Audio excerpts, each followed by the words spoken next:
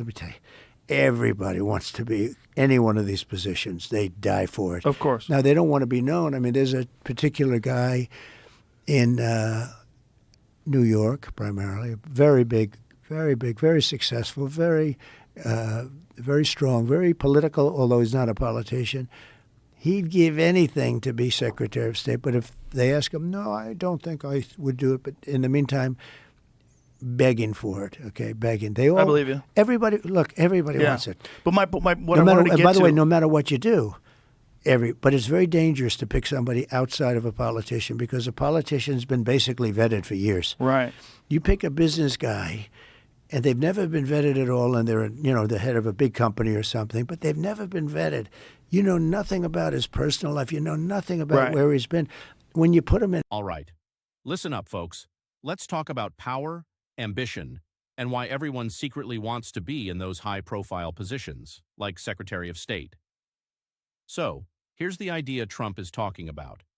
On the surface, people may act like, oh no, I'd never want that job, it's too much responsibility.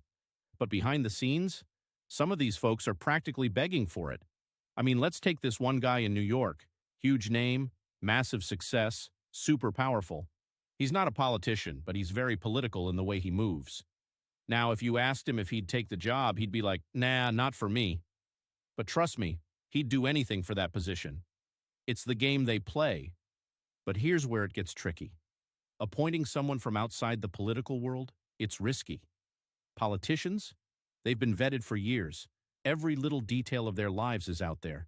Scandals, skeletons, you name it. If it's there, we probably already know about it. But you take someone from, say, the business world, they've never been put under that microscope. You don't know their history, their personal life, where they've been, what they've done. It's a complete wild card. So while the allure of bringing in a fresh perspective from a business leader might seem appealing, it can backfire big time. And the irony?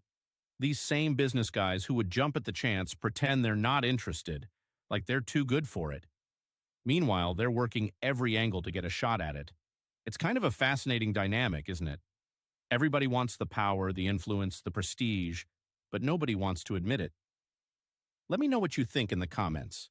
Are we better off sticking with the politicians who've been vetted or taking a chance on the outsider with the big resume but unknown baggage? Let's talk about it.